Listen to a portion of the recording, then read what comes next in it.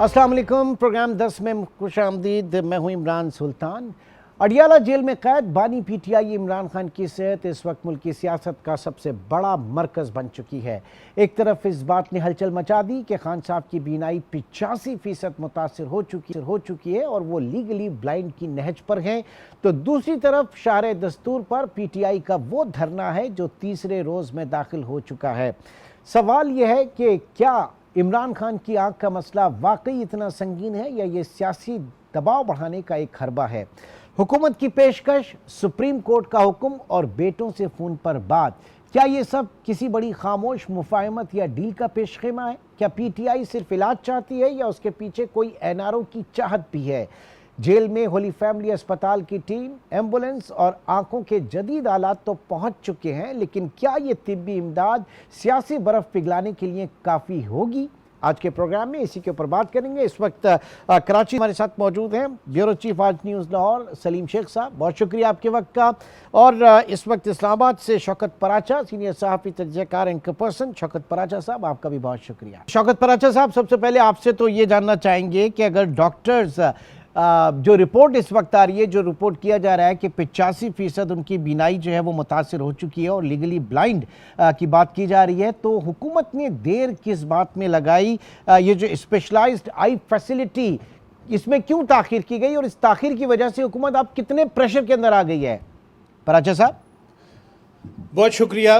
पहली बात यह है कि सबको इलाज की सहूलत मिलनी चाहिए और ये भी यूनिवर्सल प्रिंसिपल है कि अपनी पसंद के डॉक्टर्स मिलने चाहिए। लेकिन ये जो 85% वाली बात है, इसको मैं तो परसों से डिस्प्यूट कर रहा हूँ कि ये एक वकील की रिपोर्ट है, ना कि किसी डॉक्टर्स की रिपोर्ट है। ये यानी 85% का फिगर कहाँ से आया? जब सलमान सफदर साहब उधर गए, उन्होंने बातचीत की, तो उनकी अपनी असेसमेंट है। डॉक्टर्स की टीम आज गई है। कल चूँकि सुप्रीम कोर्ट में हुकूमत के लिए मैंडेटरी है ये रिपोर्ट जमा कराना, तो सुप्रीम कोर्ट में जब डॉक्टर्स की रिपोर्ट जाएगी तो फिर हम किसी पोजीशन में होंगे कहने के कि कितने % जो है वो आई साइट लॉस हुआ है या डैमेज हुआ है या नहीं हुआ।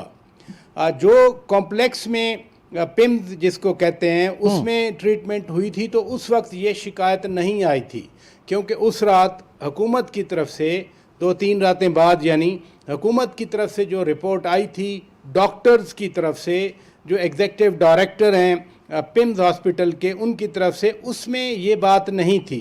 अब मैं एज अ जर्नलिस्ट, जब तक मेरे पास हतमी मेडिकल रिपोर्ट नहीं हो, मैं कुछ नहीं कह सकता कि कितने % बिनाई ज़ाय हो गई। अगर ज़ाय हुई है और लापरवाही से, गफलत से ज़ाय हुई है, तो फिर तो ये बहुत बड़ी सीरियस बात है। लेकिन अगेन आयल से कि डॉक्टर्स की रिपोर्ट कल सुप्रीम कोर्ट में जमा होनी है, हुकूमत ने जमा करवानी है। क्योंकि देखें ना, दिसंबर की 2 तारीख को, दिसंबर की 20 तारीख को ये पीटीआई के लोगों ने कहा, उन्होंने एक उनकी मोहतरमा बहन ने कहा कि उनकी तबीयत ठीक है। उस वक्त तो ये शिकायत नहीं थी। जो हुकूमत ने पार्लियामान में जो डेट्स दी, राना सनाउल्लाह साहब ने, उन्होंने जनवरी की डेट दी, फिर जनवरी के लास्ट वीक की डेट दी, 24 को तो वैसे ही चेकअप हो गया। इसलिए आई रिफ्रेन फ्रॉम सेइंग समथिंग कि किसकी गफलत है या नहीं है, लेकिन सुप्रीम कोर्ट में जब डॉक्टर्स की रिपोर्ट सामने आएगी तो सब पता चलेगा। जी सलीम शेख, अब एक तो जाहिर है कि रिपोर्ट का इंतजार करना चाहिए, लेकिन दूसरी तरफ ये कहा जा रहा है कि दूसरी आंख जो है वो भी मुतासर होने का खदशा है। कुछ ट्वीट्स इस तरह की आ रही हैं और फिर उनकी रिहाई के हवाले से भी बात की जा रही है, बनी गाला मुंतकली के हवाले से भी बात की जा रही है, जो एक जोर पकड़ रहा है मुतालबा। तो ये क्या है इस वक्त, इसके ऊपर सियासत हो रही है और क्या कोई एनआरओ की चाहत है इस वक्त पीटीआई में? क्या देखें, जो बज़ाहिर तो यही लगता है कि कोई एनआरओ की तरफ जो है ये मामला जा रहा है, चाहत जो है वो बढ़ रही है कि एनआरओ दिया जाए, चाहे वो बनी गाला में शिफ्ट किया जाए या कोई और मामला किया जाए। लेकिन मैं आपको एक चीज़ बताता हूँ टेक्निकली, कि जिस तरह अभी राजा साहब ने भी कहा है कि डॉक्टर्स जब अगर कल रिपोर्ट जमा कराते हैं सुप्रीम कोर्ट में, तो उसके बाद जो है वो असल सूरत हाल सामने आएगी। लेकिन मैं आज की जो बात है, जो डॉक्टर्स गए हैं जेल में और बानी पीटीआई का उन्होंने मुआयना किया है, तो मेरी जो माहिर जो डॉक्टर्स हैं, ये वाले डॉक्टर नहीं जिन्होंने मुआयना किया है, किसी और डॉक्टर से, ऑप्थोमोलॉजिस्ट जिन्होंने, उनका ये कहना था कि अगर 85% आँख जो है वो नज़र ना आ रहा हो तो इसका मतलब यही होता है कि वो आँख ज़ाया हो गई है और फिर इस आँख में जो है काला मोतिया उतरने का खदशा भी होता है। और फिर जब मैंने उनसे पूछा कि सिर्फ डॉक्टर तो नहीं जाएंगे उसकी आँख का मुआयना करने के लिए, मशीनें भी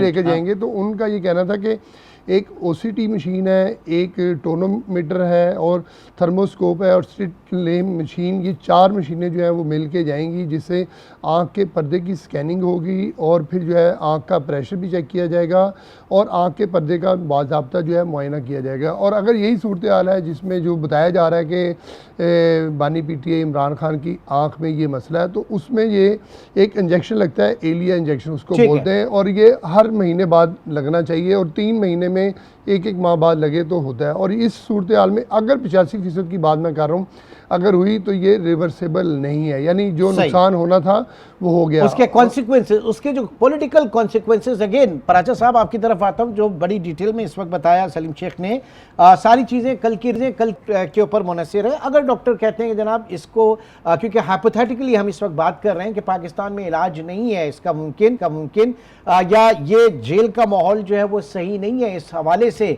तो फिर क्या पॉलिटिकल जो है वो पॉसिबिलिटीज़ होंगी, इनके ऊपर आपकी राय जानना चाहूँगा। और अगर कोई जिसे ज़ाहिर की हुकूमत या जो मुखालिफ जो है वो डील कह रही है, अगर ऐसी कोई चीज़ होती है तो वो खान की सियासत के लिए उसके दुर्वस नताइज क्या होंगे? देखें, सियासत तो होगी, इसमें तो कोई शक नहीं है, क्योंकि जो हैं साहब बानी PTI, वो एक सियासी जमात के सरबराह ही नहीं, वो साबिक वज़ीर आज़म भी रहे हैं। उनके मुखालिफिन का अपना नुक्ता नज़र होगा और उनके जो फॉलोअर्स हैं उनका अपना नुक्ता नज़र होगा। जेल से निकालना ये कोई पहली बार नहीं हो रहा। बिल्कुल नवंबर 2024 में बिल्कुल बातें जो खुद PTI के लोग बताते हैं तय हो गई थी कि अगर वो इस्लामाबाद की तरफ न चढ़ाई करते और संगजानी इस्लामाबाद से बाहर एक जगह है वहाँ पर बैठ जाते, तो उसमें ये शामिल था कि खान साहब के घर को, बनी गाला को सब जेल करार दे के वहाँ खान साहब शिफ्ट हो जाते। ये कोई पहली बार ऐसा नहीं होगा अगर हुआ तो। जहाँ तक दूसरी बात है बाहर जाने वाली, Rana Sanaullah again oil court है, उन्होंने कहा कि आप अदालत से अप्लाई करेंगे क्योंकि ही द कॉन्विक्ट, मतलब खान साहब कॉन्विक्ट हैं, उनको सज़ा मिली हुई है और उसका वेवर खुद अदालत ही दे सकती है। हुकूमत ने विलिंगनेस शो कर दी है कि अगर बाहर इलाज होता है तो हम करवाएंगे, लेकिन फिर वो जो आउटफॉल आएगा उसका सियासत पे, मसलन वही जो ताने कल PTI दिया करती थी नवाज शरीफ साहब को कि वो प्लेटलेट्स नहीं थे, वो जाली किस्म का इलाज करवाने के लिए बाहर चले गए, फिर ये ताने को भी सुनना पड़ेंगे। मतलब वो जो डट के खड़ा है, वो जो डट के खड़ा है, ना झुकेगा ना बिकेगा, वो सारी चीज़ें जो हैं वो कॉम्प्रोमाइज़ होंगी। और फिर कल एक बड़ा इंपॉर्टेंट बयान जो है वो सदर जरदारी साहब का भी था, उन्होंने कहा कि इनमें हिम्मत नहीं है कुर्बानी देने की। तो इसमें चाहूँगा इसके ऊपर भी ज़रा कमेंट कीजिएगा पराचा साहब। देखिए सदर जरदारी साहब के साथ तो कोई नहीं मिल सकता ना, वो 14 साल जेल में रहे, कोई उनको सज़ा नहीं थी। एक केस में जो सज़ा मिली या मिलनी थी, वो जो मलक जस्टिस कयूम मरूम वाला केस था, उसको भी सुप्रीम कोर्ट ने उल्टा उस जज को भी फारिग कर दिया। तो जो सदर जरदारी के साथ हुआ, 1990 अगस्त 1990 को गिरफ्तार हुए, अप्रैल 1993 में छोड़ा, फिर 6 नवंबर 1996 में गिरफ्तार हुए, तो 2004 में आकर छेड़ा। 14 साल की उन्होंने सज़ा काटी और हर केस में वो बरी होते रहे। इधर कन्विक्शन हुई है, आला अदालतों में केस जाएगा, बट एट द मोमेंट तो जो पॉइंट ऑफ कंटेक्स्ट है वो है खान साहब की आंख की बीमारी। 85% का मतलब है इसको ब्लाइंड ही समझा जाता है। तो खुदा ना करे कि उनकी 85% विजन लॉस हो, अल्लाह ना करे ऐसा, अल्लाह ताला उनको सेहत दे। मैं फिर कहूँगा कि हम बहुत ज़्यादा इसमें we should not read into too much.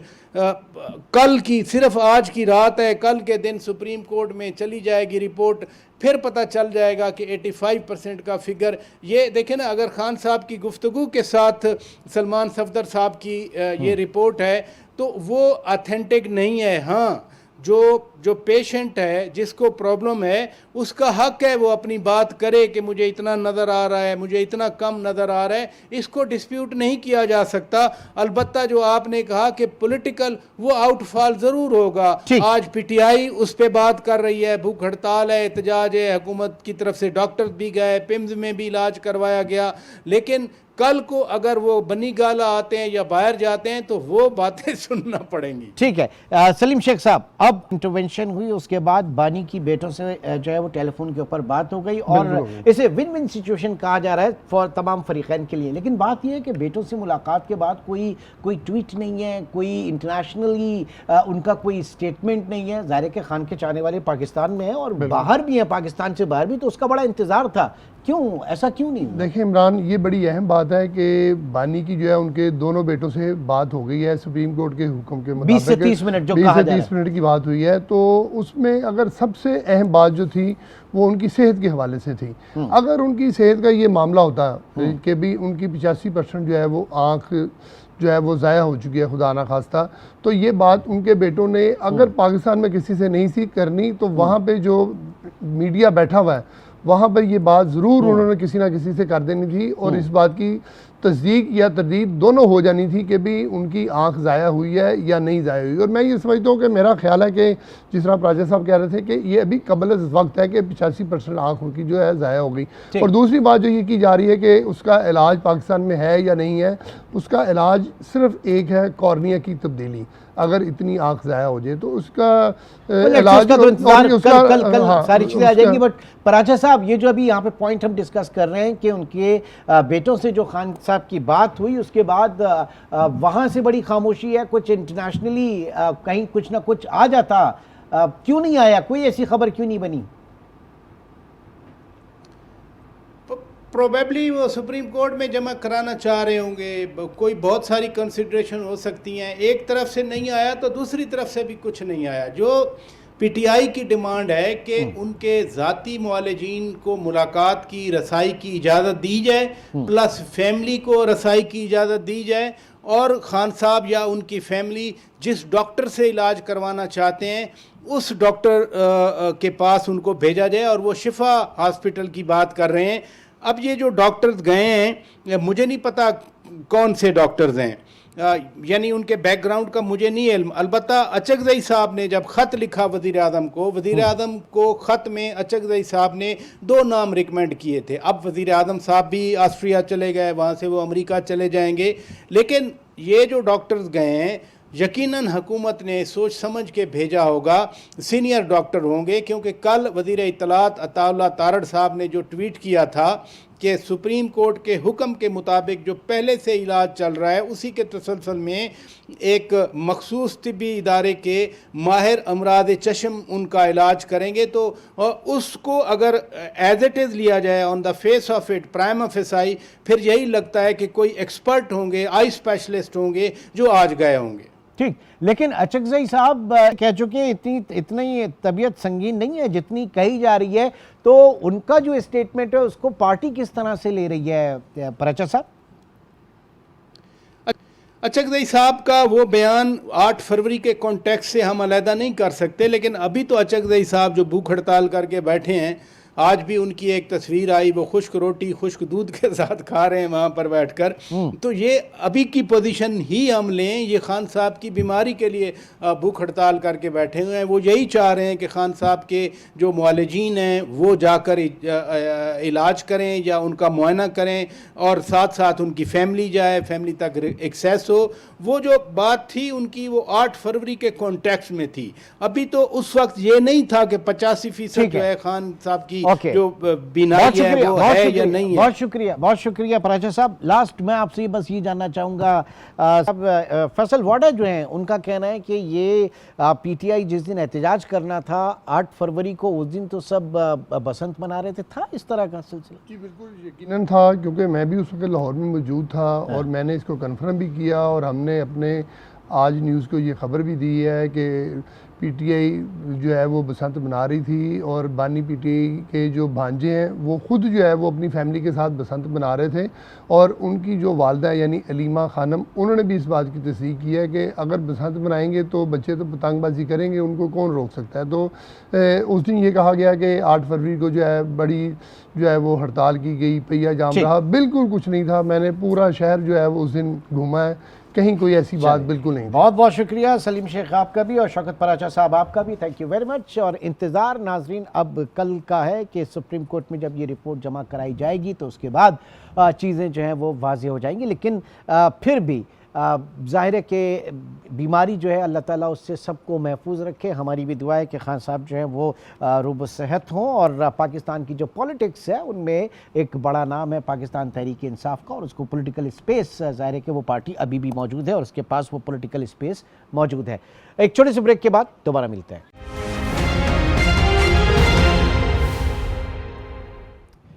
Welcome back. जंग कहीं भी हो, बारूद की बू से पहले उसकी तपिश हमारी जेबों तक पहुंचती है। चाहे मशरिक़ वस्ता का तनाव हो या डॉलर की उड़ान, सवाल ये नहीं कि आलमी सियासत में क्या हो रहा है, सवाल ये है कि इस बदलती सूरत हाल में आपका सरमाया कितना महफूज है। सोने चांदी की कीमतें आसमान को क्यों छू रही हैं? क्या छोटे इन्वेस्टर्स के लिए अब भी इनमें सरमायाकारी की कोई गुंजाइश है? क्या ये सूदमंद रहेगा? फिर दूसरी तरफ जंग के बादल मंडला रहे हैं, ऐसे में खाम तेल की कीमतें कहाँ जाएंगी? पाकिस्तान में पेट्रोल मज़ीद कितना महंगा होगा? मुख्तसर ये कि आलमी कशीदगी सिर्फ मुतल्लिका ममालिक तक महदूद नहीं रहेगी। मुझ और आप समेत दुनिया भर के हज़ारों बल्कि करोड़ों इंसान इससे मुतासिर हों। इस तमाम सूरत हाल पर बात करेंगे। इस वक्त कराची स्टूडियो में माहिर माशियात शान सईद हमारे साथ मौजूद हैं। शान, बहुत बहुत शुक्रिया आपकी तशरीफ़ आवरी का। शान सईद पिछले 14-15 साल से मलेशिया में एक बहुत ही मारूफ फाइनेंशियल इंस्टीट्यूशन है उससे वाबस्ता हैं। और शान, सबसे पहले तो मैं ये आपसे जानना चाहूँगा, पिछले 14-15 साल में जब आप देखते हैं, वहाँ रहते हैं, फिर पाकिस्तान आके देखते हैं और ज़ाहिर है कि अपनी फैमिली से भी टच रखते होंगे, क्या कोई बेहतरी की सूरत नज़र आ रही है आपको पाकिस्तान में? आप यूएई की बात करें, दुबई, यही पाकिस्तानी और इंडियंस जो हैं इन्होंने बनाया, फिर वहाँ पे भी बड़ी तादाद में मौजूद हैं। क्या मसला है? हमारा मसला क्या है सबसे बड़ा? चले मैं ये पूछ लूँ। सबसे बड़ा जो मसला है ना वो है कंसिस्टेंसी, पॉलिसी कंसिस्टेंसी। जैसे आपने जिक्र किया, मैं मलेशिया में पिछले 14-15 साल से रह रहा हूँ, वहाँ पर एक पॉलिसी कंसिस्टेंसी है। गवर्नमेंट ने जो एक पॉलिसी बना दी है 5 साल के लिए, वो उसको फॉलो करते हैं। दूसरा जो चाहे कुछ भी हो जाए, कोई भी गवर्नमेंट आ जाए, पॉलिसी कंसिस्टेंसी रहती है। नंबर 1। नंबर इसी थोड़ा सा मैं काउंटर आर्ग्यूमेंट करूँ ना, पाकिस्तान में आपने देखा सोलर जो नेट मीटरिंग का मामला हुआ, गवर्नमेंट ने एग्रीमेंट किया 7 साल का और उसके बाद बीच में ही उसको जो है वो ख़त्म कर रही है। ये इस टाइप की चीज़ें जी, जब पॉलिसी हिकअप आएगा ना, जब पॉलिसी एडहॉक बेसिस पे चलेगी तो वो इन्वेस्टर्स को बहुत नर्वस करता है। वो फॉरेन इन्वेस्टर को नहीं, लोकल इन्वेस्टर को भी नर्वस करता है। तो जब आप एफडीआई की बात कर रहे होते हैं ना, तो सबसे पहले आपको अपने लोकल इन्वेस्टर को कॉन्फिडेंस देना है। जब लोकल इन्वेस्टर सरमाया करी करेगा तो फॉरेनर उसको देख के ही आएगा। तो वहाँ पर मलेशिया या इंडोनेशिया या वियतनाम या सिंगापुर या थाईलैंड या फिलीपींस, वहाँ पर यही है कि लोकल इन्वेस्टर्स का जो कॉन्फिडेंस है वो बहुत हाई है, जिसकी वजह से एफडीआई आती है। अगेन पाकिस्तान के केस में हम जब लोकल इन्वेस्टर्स की बात करें, फॉरेन इन्वेस्टर के लिए हम कहते हैं कि एसईज़ीज़ बनाएंगे, स्पेशल इकोनॉमिक जोन्स बनाएंगे। पापा, पहले अपने इन्वेस्टर्स जो हैं उनको तो आप तरजीह बुनियाद पर गैस दो, लाइट दो, पानी दो, ये सारी चीज़ें, मतलब जो इनपुट कॉस्ट है हमारी वो इंतहाई महंगी है, तो फिर हम कहाँ से दूसरों को लेकर आएंगे इसमें? बिल्कुल, तो आपको सबसे पहले अपने वेरिएबल्स को देखना है कि आपके वेरिएबल कॉस्ट सारी जो है वो इतनी ज़्यादा हाई है जिसकी वजह से जो आपका जो इन्वेस्टर है वो ग्लोबली कम्पीट नहीं कर सकता। तो जब आप लोकल इन्वेस्टर को थोड़ी सी इंसेंटिव देंगे, उनकी जो कॉस्ट है वो कम रखेंगे, तो वही फिर जाके जब वो इन्वेस्टमेंट करेगा पाकिस्तान में तो ऑटोमेटिकली जो है वो फिर फॉरेन इन्वेस्टमेंट आएगी। यानी हमारा जो डोमेस्टिक इन्वेस्टर, लोकल इन्वेस्टर है, अगर वो सेटिस्फाई है, वो एक अच्छी शेप में है, तो आपका उसका असर जो है न सिर्फ आपकी एफडीआईज़ के ऊपर पड़ेगा बल्कि आपकी जो जो आपकी एक्सपोर्ट्स हैं वो नंबर्स भी बेहतर होंगे, आप compete कर सकेंगे ना, अदरवाइज तो आप compete भी नहीं कर सके। दूसरा जो मैंने इमरान देखा है, जो मैं काफ़ी अरसे से मैं कह रहा हूँ, वो है female education. If we want to change the economic destiny of Pakistan, we have to invest in female education. और फीमेल एजुकेशन का डायरेक्ट कोरिलेशन है जीडीपी ग्रोथ। कैसे? ये बड़ा इंपॉर्टेंट, बहुत अहम पॉइंट है। मैं चाहूंगा कि जरा और सारे सेगमेंट को साइड में रख के फीमेल एजुकेशन पे पहले बात करें। 2019 में मुझे मलेशिया के एक सॉवरेन वेल्थ फंड ने इनवाइट किया एज अ स्पीकर और मैंने वियतनाम की बात की। हमारा वियतनाम में 2019 में खाली एक ऑफिस था 100 वर्कर्स थे रियल एस्टेट एजेंट। आज वही वियतनाम जो है उसमें हमारे 6 ऑफिसेज हैं, 1000 रियल एस्टेट एजेंट्स, और हमारी लास्ट ईयर की जो सेल थी जो IQA की वो $500 मिलियन थी। और ज़्यादातर हमारे जो रियल एस्टेट एजेंट हैं वो फीमेल्स हैं। अगर आप वियतनाम चले जाएं तो वहाँ पर जो फैक्ट्री वर्कर्स हैं 2 मिलियन फैक्ट्री वर्कर्स, 80% 1.6 मिलियन जो हैं वो फीमेल्स हैं। तो जिन कौमों ने आगे बढ़ा है वो इसीलिए बढ़े हैं कि वो उन्होंने अपने औरतों की तालीम पे बड़ी जेंडर डिस्क्रिमिनेशन जो है इसको खत्म करके और इन्वेस्ट किया ह्यूमन कैपिटल के ऊपर, बिलखुसूस फीमेल एजुकेशन के ऊपर। एब्सोल्यूट। आप इंडोनेशिया चले जाएं, इंडोनेशिया जो लार्जेस्ट जिनका इकोनॉमी साइज है आसियान रीजन में, वहाँ पर भी यही हाल है कि वहाँ पर मोर एंड मोर फीमेल जो हैं वो लेबर पार्टिसिपेशन में आ रही हैं, यूनिवर्सिटी एजुकेशन में जो है ज़्यादा है as compare to male. Thailand आप देख लें, फिलीपींस देख लें, सिंगापुर देख लें, मलेशिया देख लें, मलेशिया में भी यही है। जो टॉप लेडर पर हैं वो फीमेल्स आ रही हैं, बैंक्स में फीमेल्स हैं, IT सेक्टर में फीमेल्स हैं, AI सेक्टर में, चिप जो इंटीग्रेटेड सर्किट टेक्नोलॉजी है, मलेशिया इस वक्त 10 to 12% एक्सपोर्ट उनकी जो खाली चाइना को जा रही है। तो उन्होंने भी यही किया कि अपनी औरतों को तालीम से आरास्ता किया है और आज वो मुल्क जो हैं वो आगे बढ़ रहे हैं। 51% मेरे ख्याल से पॉपुलेशन है पाकिस्तान में अगर ख़वातीन के हवाले से बात किया जाए, और इसमें भी हम देखते हैं कि जनाब डिग्री के हवाले से जो है वो एक बहुत बड़ा पोर्शन वहाँ पे होता है, लेकिन प्रोफेशनल करियर में भी हम देखते हैं कि MBBS किया, उसके बाद प्रोफेशनल डिग्री ली, लेकिन उसके बाद घर बैठे हुए।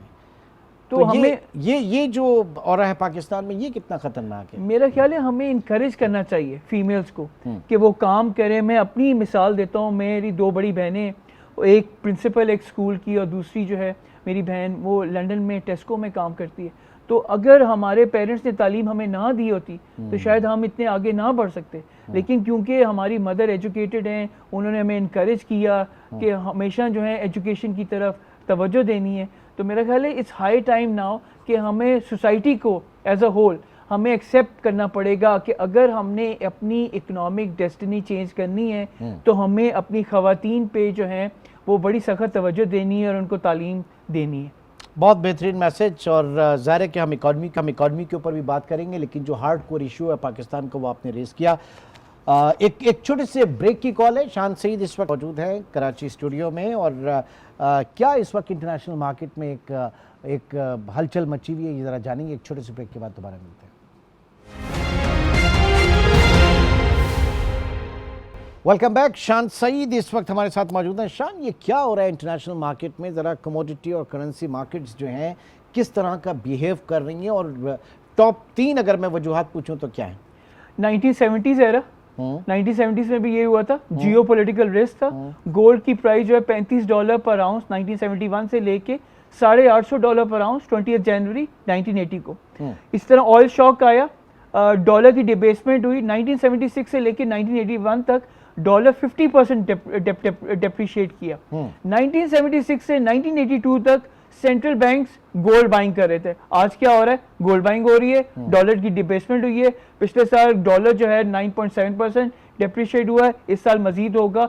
और जो IQA डॉलर अगर डेप्रिशिएट हो रहा है तो कहा जा रहा है कि जनाब इस वक्त जो सदर ट्रंप की जो पॉलिसीज़ हैं वो इस वक्त पूरे न सिर्फ डॉलर को, न सिर्फ अमेरिका को, बल्कि पूरी दुनिया को इस वक्त तौबाला कर रही हैं। एब्सोल्युटली। और ये किस्म की टैक्टिकल मूव है, क्योंकि इस वक्त जो हैं जो नंबर्स अभी आए हैं, फेड ने हमेशा पिछले 15 साल से यही कहानी सुनाई है कि इन्फ्लेशन बहुत हाई इन्फ्लेशन आई है। आप as a central bank inflation में फिक्सेटेड नहीं हो सकते, आपको ग्रोथ की तरफ जाना है। तो नंबर से यही लग रहा है कि फेड की पॉलिसी जो है वो गलत थी, उन्होंने हाई इंटरेस्ट रखे जिसकी वजह से एक ड्रैग हुआ इकोनॉमी को। और अब वो सारे लोग वही बात कर रहे हैं कि डॉलर की जो डिबेसमेंट है वो रहेगी, क्योंकि इस वक्त स्ट्रॉन्गर डॉलर जो है अमेरिकन इकोनॉमी को सूट नहीं करता। स्ट्रॉन्गर डॉलर जो है अमेरिकन इकोनॉमी को सूट नहीं करता। कितना बड़ा डिफरेंस देखते हैं एलन ग्रीनस्पैन एक ज़माने में जो फैट चेयरमैन थे, और जाहिर है कि उस वक्त तो हम भी थोड़े से इन चीज़ों में थे फॉरेक्स ट्रेडिंग के हवाले से, और मेरे ख्याल से 20-25 साल पहले जब मेरी आपकी मुलाकात जिस ज़माने में,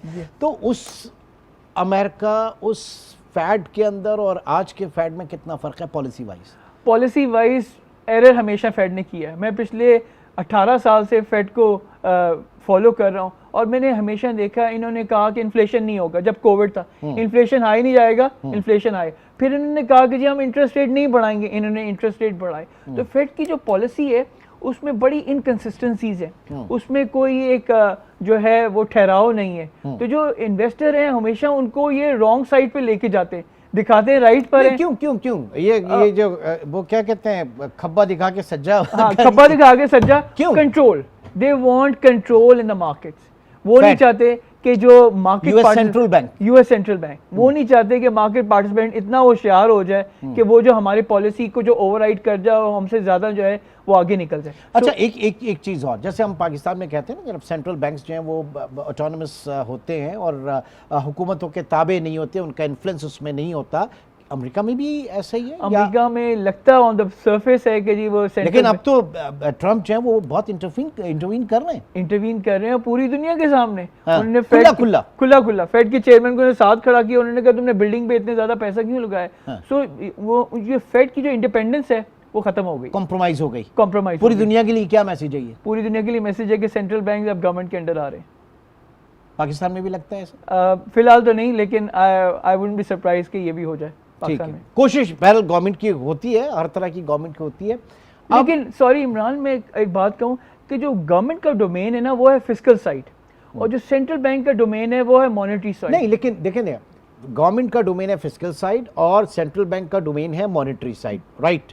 पॉलिसी रेट क्या होगा सेंट्रल बैंक डिसाइड करता है, लेकिन वो जो शरह सूद होती है पॉलिसी रेट, उसका सबसे बड़ा असर खुद गवर्नमेंट के ऊपर पड़ता है। इवन इन पाकिस्तान के केस में सबसे बड़ी बोरोवर तो गवर्नमेंट ऑफ पाकिस्तान है। तो आप शरह सूद 1% 2% बढ़ाते हैं या कम कर सकते हैं, करते हैं तो आवाम से पहले सेंट्रल जो गवर्नमेंट ऑफ पाकिस्तान है वो उससे उसके ऊपर असर पड़ता है ना, उसकी बुक्स के ऊपर। जी बिल्कुल। तो यही है कि जो सेंट्रल बैंक है और जो गवर्नमेंट है उनको एक अमेलगमेशन करना है पॉलिसी का, ताकि उससे ना गवर्नमेंट को इम्पैक्ट हो ना लोगों को इम्पैक्ट हो। लेकिन यहाँ पर जो है वो मेरा ख्याल है पॉलिसी कोहेरेंस नहीं है, जिसकी वजह से हम ये देखते हैं कि जो बट अगर यहाँ से पहले हम अमेरिका की बात करें ना, उन्होंने सब दाव पे लगा दिया है, ट्रंप ने सब दाव पे लगा दिया है, राइट? बिल्कुल। अच्छा, अब ऐसे में क्या किस तरह से देखा जा रहा है ये जो गोल्ड और सिल्वर, इसके अंदर जो स्पाइक आई थी फिर उसके बाद करेक्शन भी आई, व्हाट इज दिस?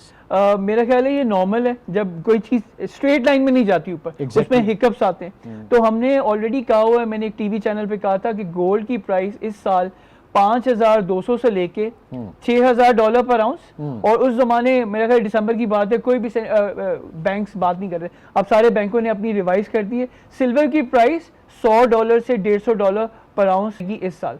तो जो सोफिस्टिकेटेड स्मार्ट इन्वेस्टर हैं जो देख रहे हैं कि डॉलर की डिबेसमेंट आ रही है, उन्होंने कमोडिटीज में पोजीशन लेना शुरू कर दी। ओके, और जो आपने बात की ना कि वन साइडेड डायरेक्शन नहीं होती, वन साइडेड डायरेक्शन अगर हो भी तो वो किसी के फायदे में नहीं होती। वो इसलिए कि ना तो उसमें जो इन्वेस्टर है वो कमाता है, क्योंकि इन्वेस्टर भी अपना प्रॉफिट जब बुक करेगा, अपनी पोजीशन को एग्जीक्यूट करेगा, तभी उसका मुनाफा उसकी जेब में आएगा, और जब वो उसकी जेब में मुनाफा आ गया वहां से मार्केट नीचे करेक्शन होगी।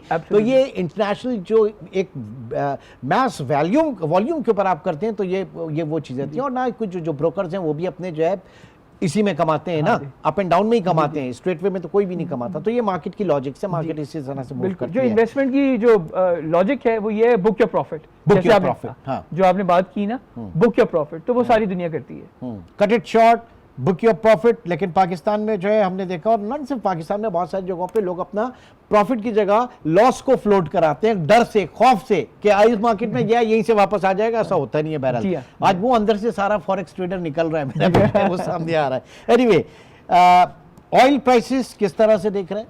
अगर ये ईरान का मसला सॉल्व नहीं होता तो हम देखते हैं ऑयल प्राइस 65 से लेके $87 पर बैरल पे, $87 पर बैरल।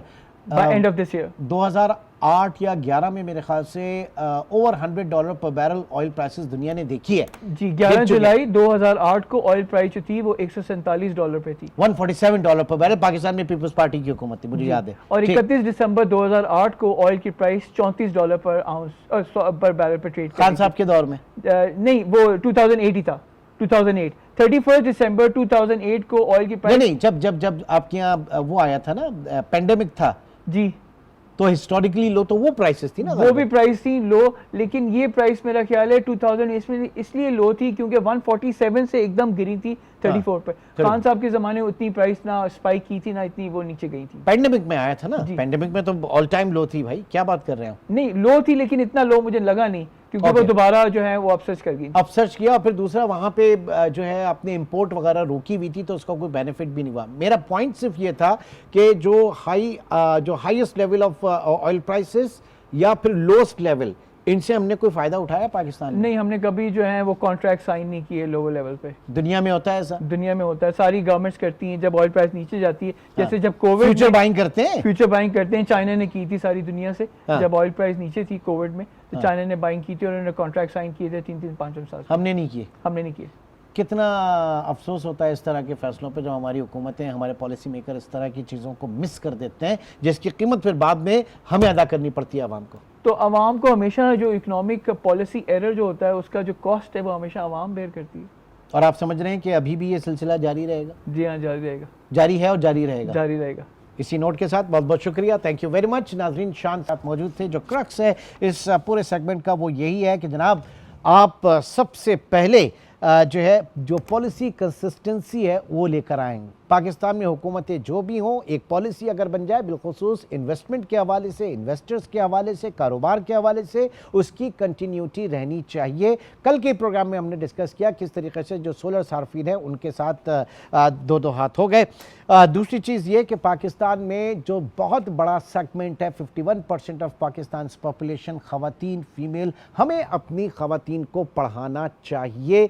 दुनिया की वो तमाम ममालिक जो आज तरक्की याफ्ता हैं, इस स्टेटस पे पहुँचे हैं, वहाँ की ज़रा वर्क फोर्स उठा के देखें, आपके सामने सब सारी चीज़ें आया हो जाएंगी। बहुत बहुत शुक्रिया शान सईद, आपका एक बार फिर शुक्रिया, थैंक यू वेरी मच। नाज़रीन, आज के प्रोग्राम से इतना ही, इंशाल्लाह आपसे फिर मुलाकात होगी। अपना बहुत ख्याल रखिएगा, अल्लाह हाफ़िज़।